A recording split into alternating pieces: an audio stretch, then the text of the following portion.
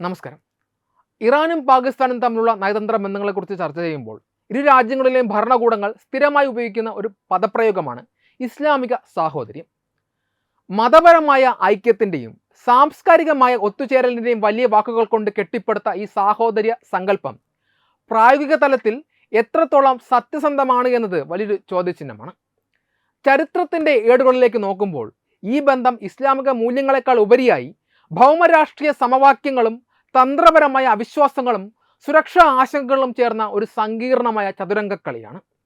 നയതന്ത്രത്തിൻ്റെ മേലങ്കി അണിഞ്ഞുകൊണ്ട് പുറത്തു പറയുന്ന സൗഹൃദത്തിനപ്പുറത്ത് അതിർത്തി തർക്കങ്ങളും പ്രോക്സി യുദ്ധങ്ങളും ആഗോള ശക്തികളുടെ ഇടപെടലുകളും മൂലം വഷളായ ഒരു യാഥാർത്ഥ്യമാണ് ഇറാൻ പാകിസ്ഥാൻ ബന്ധത്തിൻ്റെ അടിത്തറയിലുള്ളത്. ഇരു രാജ്യങ്ങളെയും വേർതിരിക്കുന്ന അതിർത്തി പങ്കുവയ്ക്കുന്ന സുരക്ഷാ ഭീഷണികൾ ഈ ബന്ധത്തിലെ വിള്ളലുകൾ പ്രകടമാക്കുന്നുണ്ട്. പാകിസ്ഥാന്റെ അതിർത്തിക്കുള്ളിൽ പ്രവർത്തിക്കുന്ന ജെയ്ഷെ അൽ അദൽ പോലെയുള്ള തീവ്രവാദ ഗ്രൂപ്പുകളെ ലക്ഷ്യമിട്ട് ഇറാൻ നടത്തുന്ന ആക്രമണങ്ങൾ ഇതിന് തെളിവാണ്.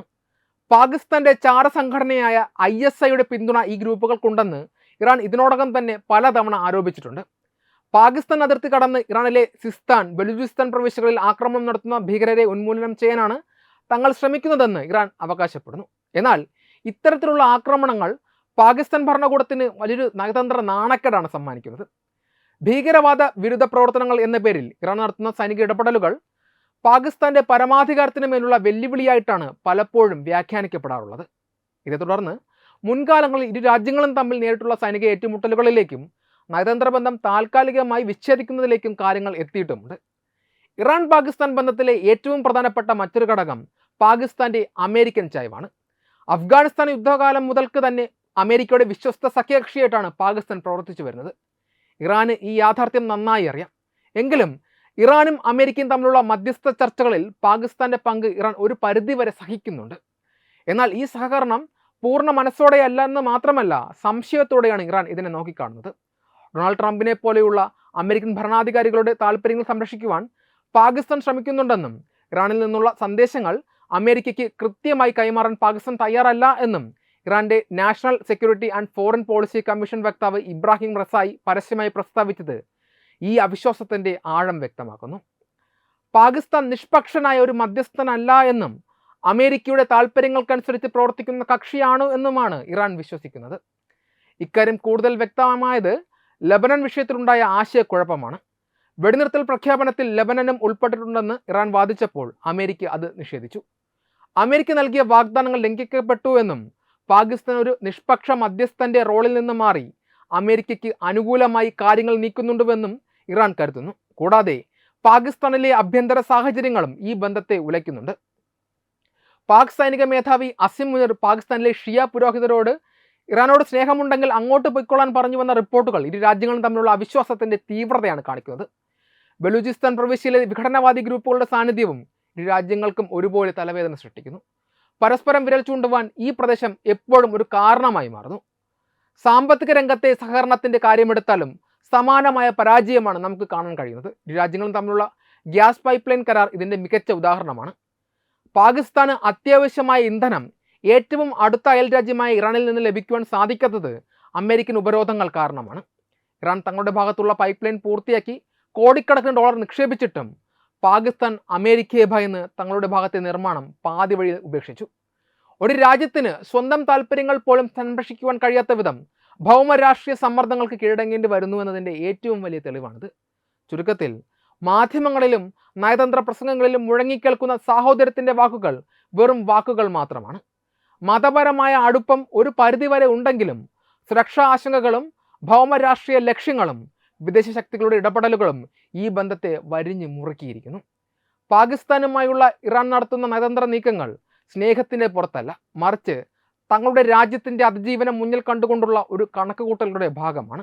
പരസ്പരമുള്ള അവിശ്വാസവും കപടമായ നയതന്ത്ര നാടകങ്ങളും നിലനിൽക്കുന്നിടത്തോളം കാലം ഈ ഇസ്ലാമിക സാഹോദര്യം വെറും കടലാസ് പ്രഖ്യാപനമായി മാത്രം അവശേഷിക്കാനാണ് സാധ്യത.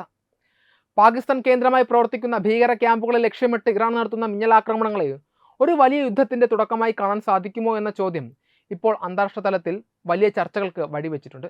എന്നാൽ ഈ ആക്രമണങ്ങളുടെ സ്വഭാവവും ഭൂമിശാസ്ത്രപരമായ യാഥാർത്ഥ്യങ്ങളും പരിശോധിച്ചാൽ ഇതൊരു പൂർണ്ണ യുദ്ധത്തിലേക്കുള്ള പ്രയാണത്തേക്കാൾ ഉപരിയായി നിലനിൽപ്പിനായുള്ള ഒരു തന്ത്രപരമായ ഒത്തുകളിയാണെന്ന് മനസ്സിലാക്കാൻ സാധിക്കും.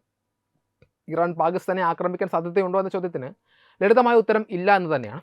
ഇറാനും പാകിസ്ഥാനും തമ്മിലുള്ളത് ഒരു പ്രഖ്യാപിത യുദ്ധമല്ല, മറിച്ച് നിയന്ത്രിതമായ സംഘർഷങ്ങളുടെ ഒരു പരമ്പരയാണ്.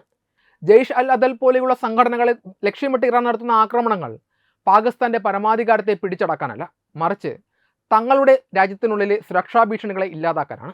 തെക്ക് കിഴക്കൻ ഇറാനിലെ സിസ്താൻ, ബലൂചിസ്ഥാൻ പ്രവിശ്യകളിൽ തുടർച്ചയുണ്ടാകുന്ന ആക്രമണങ്ങൾക്ക് മറുപടിയായിട്ടാണ് ഇറാൻ ഇത്തരം സൈനിക നീക്കങ്ങൾ നടത്തുന്നത്. പാകിസ്ഥാന്റെ മണ്ണിൽ ഭീകരർ സുരക്ഷിത താവളങ്ങൾ കണ്ടെത്തുന്നു എന്നും പാകിസ്ഥാൻ സൈന്യവും ISIയും ഇതിന് മൗനാനുവാദം നൽകുന്നുവെന്നും ഇറാൻ വിശ്വസിക്കുന്നു. അതിനാൽ ഈ ആക്രമണങ്ങളെ ഒരു ഭീകരവാദ വിരുദ്ധ നടപടിയായി മാത്രമേ ഇറാൻ കാണുന്നുള്ളൂ. ഇതിനൊരു വലിയ യുദ്ധത്തിൻ്റെ തുടക്കമായി കാണാൻ സാധിക്കാത്തതിന് പ്രധാനപ്പെട്ട ചില കാരണങ്ങളുണ്ട്. ഒന്നാമതായി, ഇരു രാജ്യങ്ങളുടെയും സാമ്പത്തിക നില അങ്ങേയറ്റം ദുർബലമാണ്. ഒരു പൂർണ്ണ യുദ്ധം എന്നത് പാകിസ്ഥാനെ സംബന്ധിച്ചിടത്തോളം താങ്ങാനാവുന്നതിലും അപ്പുറമാണ്. പാകിസ്ഥാൻ നിലവിൽ കടുത്ത സാമ്പത്തിക പ്രതിസന്ധിയിലൂടെയാണ് കടന്നു പോകുന്നത്. അതിനിടയിൽ ഒരു അയൽരാജ്യവുമായി യുദ്ധത്തിൽ ഏർപ്പെടുന്നത് രാജ്യത്തെ സമ്പൂർണ്ണ തകർച്ചയിലേക്ക് നയിക്കും. ഇറാനാകട്ടെ അന്താരാഷ്ട്ര ഉപരോധങ്ങൾ കാരണം വലയുന്ന രാജ്യമാണ്. യുദ്ധം പോലുള്ള ഒരു സാഹചര്യത്തിൽ കൂടുതൽ ഉപരോധങ്ങൾ വരുമെന്നും അത് രാജ്യത്തിൻ്റെ നിലനിൽപ്പിനെ ബാധിക്കുമെന്നും ഇറാന് കൃത്യമായ ബോധ്യമുണ്ട്.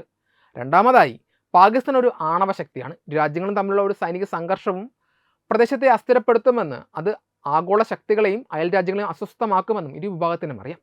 എങ്കിലും ഇറാൻ്റെ ഈ നടപടികൾ പാകിസ്ഥാന് നൽകുന്ന സന്ദേശം വളരെ ശക്തമാണ്. തങ്ങളുടെ അതിർത്തിക്ക് നേരെ ആക്രമണം ഉണ്ടായാൽ അത് നോക്കി നിൽക്കില്ലെന്ന് കാണിക്കാൻ ഇറാൻ ശ്രമിക്കുന്നു.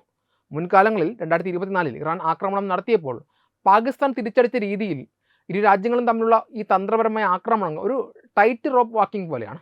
എപ്പോൾ വേണമെങ്കിലും നിയന്ത്രണം വിടാവുന്ന ഒന്ന്. പാകിസ്ഥാനെ സംബന്ധിച്ചിടത്തോളം ഇറാനുമായി ഒരു സൈനിക ഏറ്റുമുട്ടലിൽ ഏർപ്പെടുന്നത് തങ്ങളുടെ താലിബാനുമായുള്ള ബന്ധത്തെയും അമേരിക്കയുമായുള്ള സഖ്യത്തെയും കൂടുതൽ സങ്കീർണമാക്കും. ഇറാൻ ഭയപ്പെടുന്നത് പാകിസ്ഥാൻ അമേരിക്കൻ താൽപ്പര്യങ്ങളുടെ ഒരു ആയുധമായി മാറും എന്നതിലാണ്. പാകിസ്ഥാൻ അമേരിക്കയുടെ ഒരു ചാരക്കണ്ണായി പ്രവർത്തിക്കുന്നുവെന്ന സംശയവും ഇറാനുണ്ട്. അതുകൊണ്ട് തന്നെയാണ് ഇറാൻ ഇടയ്ക്കിടെ ഇത്തരം ആക്രമണങ്ങളിലൂടെ പാകിസ്ഥാനെ ഭയത്തിൻ്റെ മുൾമുനയിൽ നിർത്താൻ ശ്രമിക്കുന്നത്. ഈ രാജ്യങ്ങളുടെയും അതിർത്തി പങ്കുവയ്ക്കുന്ന ബലൂചിസ്ഥാൻ പ്രവിശ്യ ഒരു വലിയ തലവേദനയാണ്. വംശീയമായ പ്രശ്നങ്ങളും വിഘടനവാദ പ്രസ്ഥാനങ്ങളും ഈ രാജ്യങ്ങളിലുമുണ്ട്. ഈ വിഘടനവാദികൾ ഒരു രാജ്യത്ത് നിന്ന് ആക്രമണം നടത്തി മറ്റൊരു രാജ്യത്ത് അഭയം പ്രാപിക്കുന്നു. ഇതൊരു വട്ടപ്പിരിവ് പോലെ തുടരുന്നു. ഇതിനെ ഒരു യുദ്ധത്തിൻ്റെ തുടക്കമായി കാണുന്നതിനേക്കാൾ ഈ അതിർത്തികളിൽ നിയന്ത്രണമില്ലാത്ത ഭരണകൂടങ്ങളുടെ പരാജയമായി കാണുന്നതാണ് കൂടുതൽ ശരി. പാകിസ്ഥാൻ തൻ്റെ അതിർത്തികൾ സംരക്ഷിക്കുവാൻ പരാജയപ്പെടുന്നുവെന്ന് ഇറാൻ കാണുമ്പോൾ പാകിസ്ഥാൻ തങ്ങളുടെ ആഭ്യന്തര പ്രശ്നങ്ങൾ ഇറാൻ അതിർത്തിയിലേക്ക് മാറ്റുന്നു എന്ന് ഇറാൻ ആരോപിക്കുന്നു. ഇതൊരു പരസ്പര വിശ്വാസമില്ലായ്മയുടെയും സുരക്ഷാ പോരായ്മയുടെയും ഫലമാണ്. അവസാനമായി, ഇറാൻ പാകിസ്ഥാനെ ആക്രമിക്കാൻ സാധ്യതയുണ്ടോ എന്ന ചോദ്യം പ്രസക്തമാവുന്നത് എപ്പോഴാണ്? അത് പാകിസ്ഥാൻ സൈന്യം അല്ലെങ്കിൽ ഭരണകൂടം നേരിട്ട് ഇറാൻ അതിർത്തിയിൽ വൻതോതിൽ ആക്രമണങ്ങൾ അഴിച്ചുവിടുകയാണെങ്കിൽ മാത്രമാണ്. അല്ലാതെ ഭീകര ക്യാമ്പുകളിൽ ലക്ഷ്യം വെച്ചുള്ള ഈ ആക്രമണങ്ങൾ ഒരിക്കലും ഒരു പൂർണ്ണ യുദ്ധത്തിലേക്ക് എത്തിക്കില്ല. അതൊരു നിയന്ത്രിത ആക്രമണമാണ്. ഇതൊരു യുദ്ധത്തിൻ്റെ തുടക്കമല്ല, മറിച്ച് ഇറാൻ എന്ന രാജ്യം തങ്ങളുടെ സുരക്ഷയ്ക്ക് എന്ത് വില കൊടുത്തും തയ്യാറാണ് എന്ന് കാണിച്ചു കൊടുക്കുന്ന ഒരു മുന്നറിയിപ്പാണ്. പാകിസ്ഥാൻ്റെ ഭാഗത്തു നിന്ന് ഈ പ്രശ്നങ്ങൾ പരിഹരിക്കാൻ കൃത്യമായ ഇടപെടലുകൾ ഉണ്ടാക്കാത്ത കാലത്തോളം ഇത്തരം ചെറിയ ആക്രമണങ്ങൾ തുടരുക തന്നെ ചെയ്യും. ഇറാൻ്റെ ഈ നയം പാകിസ്ഥാനെ സംബന്ധിച്ചിടത്തോളം ഒരു നാണക്കേടാണ്.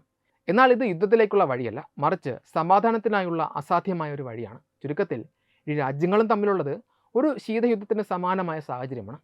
അവിടെ ബോധപൂർവമായ ആക്രമണങ്ങളെക്കാൾ ഉപരിയായി അശ്രദ്ധമായ സാഹചര്യങ്ങളാണ് യഥാർത്ഥ ഭീഷണി. വെബ് ഡെസ്ക് തത്തുമൈ ന്യൂസ്.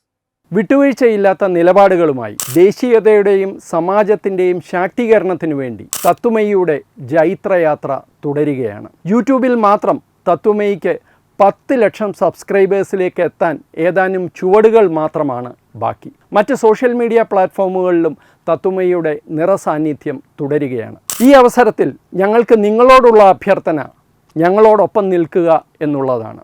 നിങ്ങൾ ഉപയോഗിക്കുന്ന ഏത് സോഷ്യൽ മീഡിയ പ്ലാറ്റ്ഫോം ആണെങ്കിലും ഞങ്ങളുടെ വരിക്കാരാകുക, ഞങ്ങളെ സബ്സ്ക്രൈബ് ചെയ്യുക, നിങ്ങളുടെ സുഹൃത്തുക്കളിലേക്ക് തത്തുമൈയുടെ ഈ സന്ദേശം പ്രചരിപ്പിക്കുക. ഞങ്ങളോടൊപ്പം നിൽക്കൂ, രാഷ്ട്രത്തോടൊപ്പം നിൽക്കൂ, ദേശീയതയ്ക്കൊപ്പം സഞ്ചരിക്കൂ.